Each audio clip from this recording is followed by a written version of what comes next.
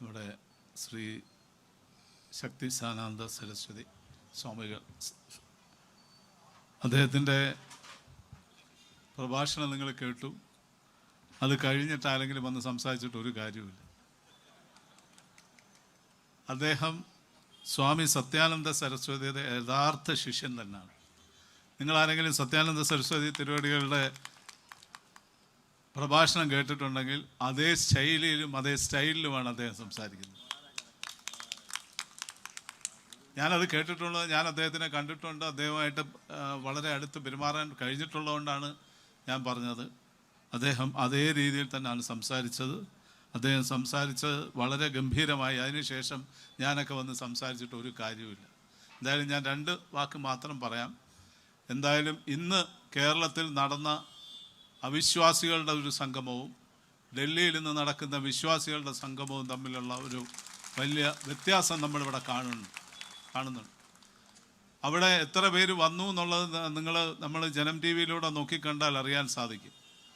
വലിയ വീമ്പിളക്കിക്കൊണ്ട് കാടിളക്കി സകല സർക്കാർ ഉദ്യോഗസ്ഥരെയും ഇറക്കിക്കൊണ്ട് വന്നാണ് അവിടെ ഒരു സമ്മേളനം നടത്തിയത്. അല്ലാതെ ഭക്തന്മാരല്ല വന്നത്. നിരീശ്വരവാദികളായിട്ടുള്ള കുറേ ആൾക്കാരെ കേരളത്തിൽ നിന്നും തമിഴ്നാട്ടിൽ നിന്നും ഒക്കെ ഇറക്കി കുറേ മന്ത്രിമാരെയൊക്കെ അവിടെ നിന്ന് കൊണ്ടുവന്നു. ഒരാവശ്യമില്ലാത്ത കാര്യം കുറേ ലക്ഷക്കണക്കിന് കോടിക്കണക്കിന് രൂപയും മുടക്കി അത് നടത്തി. അതിലും എത്രയോ വലിയൊരു സമ്മേളനമാണ് നമ്മളിവിടെ നടത്തിയത് ഡൽഹിയിൽ. കേരളത്തിൽ അങ്ങനെയാണെന്നുണ്ടെങ്കിൽ മറ്റന്നാൾ പന്തളത്ത് നടക്കാൻ പോകുന്ന സമ്മേളനം എന്ത് വലുതായിരിക്കും എന്നുള്ളത് നമുക്ക് ഊഹിക്കാൻ കഴിയുന്നതേ ഉള്ളൂ. എന്നുവെച്ചാൽ ഭക്തന്മാരുടെ മുമ്പിൽ അല്ലെങ്കിൽ വിശ്വാസിയുടെ മുമ്പിൽ അവിശ്വാസി ഒന്നുമല്ല. അവർക്ക് കുറേ വീമ്പിളക്കി ഇങ്ങനെ പറഞ്ഞ് നടക്കാൻ സാധിക്കും എന്നുള്ളതല്ലാതെ അവർക്കൊന്നും സാധിക്കില്ല. എന്നും അവർ ഹിന്ദുത്വത്തിനെതിരായിട്ടേ സംസാരിച്ചിട്ടുള്ളൂ. ഹിന്ദുക്കൾക്കെതിരെ എന്ത് വിളിച്ചു പറയാനുള്ള ഒരു ചങ്കൂറ്റം എന്നും അവർ കാണിക്കും, എപ്പോഴും ഏത് സമയത്തും. അതിൽ എന്ത് കോൺഗ്രസ്സുകാരായാലും മാർക്സിസ്റ്റുകാരായാലും ഏത് കക്ഷിയിൽപ്പെട്ട ആൾക്കാരും എന്നും ഹിന്ദുക്കളെ അവഹേളിക്കാനേ കിട്ടിയ സമയങ്ങൾ നോക്കിയിട്ടുള്ളൂ. അവരെ നോവിക്കുക എന്നുള്ളത് അവരുടെ ഒരു അജണ്ടയുടെ ഭാഗമാണ്. നമ്മൾ ഇന്ന് നോക്കിക്കഴിഞ്ഞു കഴിഞ്ഞാൽ ഞങ്ങളിപ്പം ഈ ജനം ടി വി വഴി തകർക്കപ്പെട്ട ക്ഷേത്രങ്ങൾ എന്ന് പറഞ്ഞൊരു പരിപാടി ചെയ്യുന്നുണ്ട്.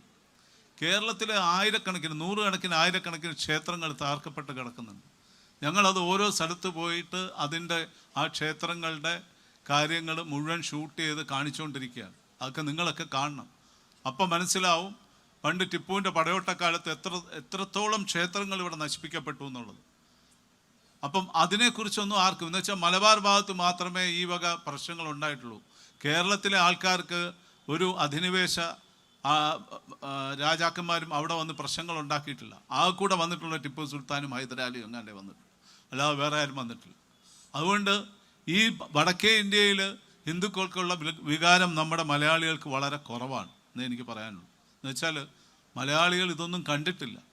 ഈ വന്ന ആൾക്കാർ മുഴുവൻ തമിഴ്നാടിൻ്റെ ഒരു ഭാഗം വരെ, തഞ്ചാവൂർ വഴി അങ്ങാണ്ട് വന്നിട്ട് അവർ പോയി. കേരളത്തിനകത്ത് വന്നത് ഒരേ ഒരാൾ മാത്രമേ ഉള്ളെന്നാണ് എൻ്റെ കണക്കിൽ എനിക്കറിയാവുന്ന ടിപ്പു സുൽത്താനെ കൊണ്ട് കഴിയുന്ന എല്ലാ അട്രോസിറ്റീസും അവിടെ ചെയ്ത് അയാൾ ചെയ്ത് ആളുകളെ എല്ലാം കൊന്നൊടുക്കി, ബ്രാഹ്മണരെയും അല്ലാത്തവരെ എല്ലാവരെയും ഇവൻ കൊന്നൊടുക്കി കഴിഞ്ഞിട്ട് ഇങ്ങ് ആലുവ പുഴയുടെ അവിടെ എത്തിക്കഴിഞ്ഞപ്പോഴത്തേക്ക് ഒരു വെള്ളപ്പൊക്കം ഉണ്ടായി. ശരിക്കും അതിനെക്കുറിച്ച് പറയുന്നത് എന്തെന്ന് വെച്ചാൽ വൈക്കം പത്മനാഭപിള്ള അദ്ദേഹമാണ് അന്ന് ടിപ്പുവിൻ്റെ കാല് വെട്ടി അദ്ദേഹത്തിനെ ഇവിടുന്ന് ഓടിച്ചതെന്നുള്ളതാണ് അതിൻ്റെ ഒരു ചരിത്രം. അതൊക്കെ വേറെ. അപ്പോൾ ഞാനിങ്ങനെ പറയുന്നത്, ഇത്രയും തകർക്കപ്പെട്ട ക്ഷേത്രങ്ങളുള്ള ഒരു സംസ്ഥാനമാണ് കേരളം. അതിൻ്റെ ഒരു ഉദാഹരണം ഒരാൾ ഇവിടെ ഇരിപ്പുണ്ട്, അഡ്വക്കേറ്റ് കൃഷ്ണരാജ്. നിങ്ങളൊക്കെ കണ്ടു കാണുമോ എന്ന് എനിക്കറിയില്ല. കൃഷ്ണരാജ് അഡ്വക്കേറ്റ് ഒന്ന് എണീറ്റ് നിന്നാൽ അറിയാം. നമ്മുടെ ഹിന്ദു ധർമ്മത്തിന് വേണ്ടിയിട്ട് കേരളത്തിലെ ഹൈക്കോടതിയിൽ ഏറ്റവും കൂടുതൽ കേസ് വാദിക്കുന്ന ഒരാളാണ് അദ്ദേഹം. എത്ര ക്ഷേത്രങ്ങളുടെ സ്ഥലങ്ങളാണ് അദ്ദേഹം തിരിച്ചു വാങ്ങി കൊടുത്തിട്ടുള്ളതെന്നറിയാം. അതൊരു വലിയൊരു ധർമ്മമായിട്ടെടുത്ത് ചെയ്യുന്ന ഒരാളാണ്. പുള്ളിയുടെ കേസ് വായിക്കാൻ സമയമുണ്ടോ എന്ന് എനിക്കറിയില്ല, ബാക്കിയുള്ള കേസുകൾ. പക്ഷേ സ്ഥിരമായിട്ട് എത്രയോ സ്ഥലങ്ങളിൽ പോയിട്ട് കേസുകൾ വാദിച്ച് ജയിച്ച് എത്രയോ സ്ഥലങ്ങൾ. ഞാൻ എപ്പോഴും സംസാരിക്കുന്ന ഒരാളാണ്. ഇടയ്ക്കിടയ്ക്ക് കാണാം ഏതെങ്കിലും കാട്ടിലും മേട്ടിലും മലയിലും ഒക്കെ കയറിപ്പോയി ഏതെങ്കിലും ഒരു അമ്പലം, ആ അമ്പലത്തിൻ്റെ ചുറ്റുവട്ടത്ത് മുഴുവൻ ആൾക്കാർ കയ്യേറി ആ സ്ഥലം മുഴുവൻ എടുത്തുകൊണ്ട് പോയിട്ട് അമ്പലം അനാഥമായിട്ട് കല്ലുകൾ അതിലെല്ലാം തച്ചുടച്ച് അവിടെ കിടക്കുമ്പോൾ അവിടെ ചെന്ന് നിന്നുകൊണ്ട് അതിനു വേണ്ടിയിട്ട് വാദിച്ച് അത് തിരിച്ചെടുക്കുന്ന എത്രയോ അമ്പലങ്ങൾ തിരിച്ചു കൊണ്ടുവന്ന ഒരാളാണ് നമ്മുടെ മുമ്പിൽ നിന്ന് പറഞ്ഞിരിക്കുന്നത്. അതിന് വലിയൊരു നമസ്കാരം. എന്തായാലും ഞാൻ കൂടുതൽ ദീർഘിപ്പിക്കുന്നില്ല. എല്ലാവരും ഇവിടെ ഇരിപ്പുണ്ട്. ഞങ്ങളുടെ ജനം ടി വിയുടെ പ്രഭാരി ജയകുമാറുണ്ട്, ഞങ്ങളുടെ ചാർട്ടർ അക്കൗണ്ടൻ്റ് രഞ്ജിത്തുണ്ട്, എല്ലാവരും ഉണ്ട്. ഞങ്ങൾക്ക് പറയാനുള്ളൂ, ജനം ടി വി എന്നും ഭക്തരോടൊപ്പം ഉണ്ട്. സത്യത്തിന് വേണ്ടിയിട്ട്, നീതിക്ക് വേണ്ടിയിട്ട്, ഈ അനീതിക്കെതിരെ ഞങ്ങൾ എന്നും പോരാടി ഇതിന് മുമ്പിലുണ്ടാവും എന്ന് വെച്ചാൽ ബാക്കിയുള്ള ചാനലുകൾക്ക് എതിരെ ഒറ്റയ്ക്ക് നിന്നാണ് ഞങ്ങൾ പോരാടുന്നത്. ബാക്കിയുള്ള ഇഷ്ടം പോലെ നിങ്ങൾ കാണുന്നുണ്ട്, കള്ളം വിളിച്ചു പറയുന്ന ഇഷ്ടം പോലെ ചാനലുകൾ ഇവിടെ ഉണ്ട്. അവർ കിട്ടുന്ന സമയത്തെല്ലാം നമ്മളെ തീർത്തും അവഹേളിക്കാനാണ് ശ്രമിച്ചിട്ടുള്ളത്. എങ്കിൽ കൂടിയും നിങ്ങൾക്ക് വേണ്ടിയിട്ട് ഈ ചാനൽ എന്നും കേരളത്തിലെ ഇന്ത്യയിലെ എല്ലാ ഭക്തർക്ക് വേണ്ടിയിട്ട് ഈ ചാനലുണ്ടാവും. ഞങ്ങളിപ്പം ഈ തമിഴ് തുടങ്ങിക്കഴിഞ്ഞു, ജനം തമിഴ് ചാനൽ തുടങ്ങി. ഇനിയും കന്നഡയും തെലുങ്കും അടുത്ത കാലത്ത് വരും. അത് തീർച്ചയാണ്, അതിൻ്റെ കാര്യങ്ങൾ ഞങ്ങൾ തുടങ്ങിക്കഴിഞ്ഞു.